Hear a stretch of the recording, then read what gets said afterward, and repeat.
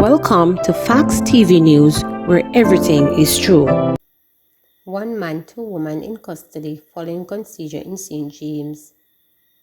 Members of the Jamaica Constabulary Force Operations Team, alongside members of the Jamaica Defence Force, seized 2 Glock pistols while conducting a flag march on Jimmy Cliff Boulevard in Montego Bay, St. James on Monday. Reports reaching reporters are that during the operation, the police stopped and searched a silver Toyota Premier vehicle, a modified Glock 26 pistol with 9mm rounds, and a Glock 27 pistol with 7.4 rounds were found. 1 man and 2 women were taken into custody following the seizure. Police target scammers' moms. Acting Assistant Commissioner of Police Vernon Ellis is warning that law enforcement will be targeting mothers who knowingly shelter players in illicit lottery scamming. His suggestion that scammers' mothers will face arrest followed last week's seizure of several illegal weapons over a 48-hour period in western Jamaica. Among the firearm laws enforcement in the Area 1 Police Division removed from off the street of western parishes are 4 high-powered rifles, 2 AK-47, 1 M16 rifle, and 1 SLR, all linked to the spiraling crime rate caused by lottery scamming. Lottery scamming money is being used to purchase the guns that are on the streets. They are responsible for the guns coming into the region, and many of the mothers of the perpetrators are registering cars, houses, and other criminal properties in their names. They very well know that all ill-gotten gains. Ellis, who is one of the original members of the anti-lottery scam task force, told reporters last week. He declared that the authorities intend to seize these assets and interdict the mothers for concealment of criminal property. The mothers are going to be charged for concealment. Once we can prove it, they are condoning too much, Ellis charged. Noting that scammers and their accomplices have become too comfortable buying houses in communities that are depreciating because of their acts, we also warn that other family members will be arrested and charged if they are found complicit in concealing any ill-gotten assets. These scammers are not envisioning their faces for their victims, and so they are cold-hearted towards them, Ellis stated, pointing out that his wish is to see between 40 and 50 extraditions in the next future as they take scammers and their relatives down. The anti-lottery scam task force and all members of the law intended to chase them out of town, he stated. Lottery scamming became prevalent in Montego Bay, St. James in the early 2000s, growing significantly between 2009 and 2010, which coincided with the explosions of the business process outsourcing BPO sector. Scammers were able to access the personal information of persons who do online business and use it to extort primarily unsuspecting elderly persons in the United States, causing untold pain and suffering for the victims.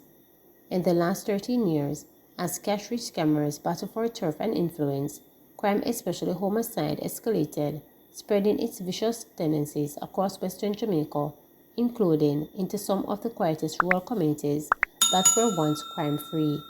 Eventually, several rural areas in the western region were infiltrated by scammers who have now spread it to every other parish across Jamaica.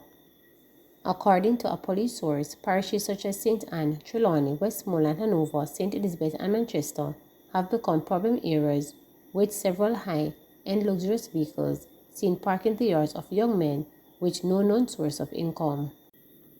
Mandeville Mayor calls on MP Crawford to address bad roads. Mayor of Mandeville and Chairman of the Manchester Municipal Corporation, Donovan Mitchell, has called on Manchester Central Member of Parliament, Waldemar Crawford, to address deplorable road conditions in the constituency following an allocation of $100 million announced by the MP last month. I am in central Manchester, and I hear that time come because them no want fix no road. They want it to look like nothing now go on a Manchester Parish Council, but I tell them Perth Road belongs to National Works Agency, and Rhoda must fix the road, Mitchell told the People's National Party Manchester North Western Constituency Conference on Saturday in Hartsfield. Work is going on, the road that I have to fix, and the roads that the councillors have to fix, so we are doing our work, added the mayor. Mitchell last month was ratified as the People's National Party representative in Manchester Central, replacing Senator Peter Bunting. Bunting lost to the ruling Jamaica Labour Party JLP Crawford in September 3, 2020 general election.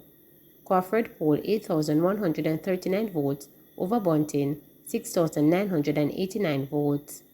Mitchell, who is also councillor for the Royal Flat Division in Manchester Central, expressed confidence that the PNP will regain divisions and constituencies in Manchester. Comrades, I tell you, time come, because if they think they will get away with some of the things that they are going on with, I know we are just waiting. If they want to call the general election, fine with me. If they don't want to call the local election, fine with me, said Mitchell. Because if it's Belfield, we are going to win it. If it's not Patrick, we are going to win it. If it is Johns Hall, we are going to win it. If it is Magoli, we are going to win it. And no matter where they go, if it is New Green, we are going to win it. The people of Manchester are saying to the Jamaica Labour Party, time come, Mitchell told jubilant PNP supporters. St. James Municipal Corporation expresses regret at passing of former councillor. The St. James Municipal Corporation has expressed regret over the recent passing of former People's National Party councillor for the Welcome Hall Division, Philin Muirhead Wilson. Muirhead Wilson, who represented the division from 1998 to 2003, passed away on August 6.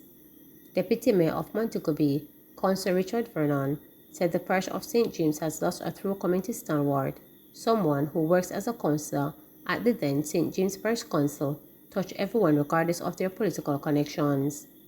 From information that I have received, former Councillor Muirhead Wilson was a hard worker who was passionate about the serving of people, not just those from the Welcome Hall Division, but across the parish. It is my understanding that she literally lived a life of service, which culminated with her being elected councillor for the Welcome Hall Division, where she gave service of the high standard, Councillor Vernon stated. The Deputy Mayor, in expressing condolences to the former councillors Muirhead Wilson's children, Heather, Suzette and Michael, said the work, worth and memory of the former councillor will live on, and that those who were close to her can take comfort in the fact that she was a great servant of the people. Meanwhile, minority leader at the St. James Municipal Corporation, Councillor Michael Troop of the Granville Division, said he had the privilege of serving with former councillor Muirhead Wilson, and they shared a vision of building a better St. James, using the then St. James Parish Council as a driving force. The death of former councillor Muirhead Wilson has left a gaping void in the parish of St. James, which will not be easily filled. Former councillor Muirhead Wilson was widely regarded as a hard worker, someone who never had can't or no in her vocabulary. The Welcome Hall Division, the constituency of St. James Southern, and the parish of St. James have lost a true servant and a great daughter of the soil, Councillor Thorpe said. He added, I want to thank former councillor Muirhead Wilson for her contributions and the high level of dedication and commitment with which she conducted the affairs of the Welcome Hall Division and the parish of St. James in general. I know her soul will rest in peace, and I want to express heartfelt condolences to her children, family members, and close friends. Please remember to subscribe, like, share, and click the notification bell.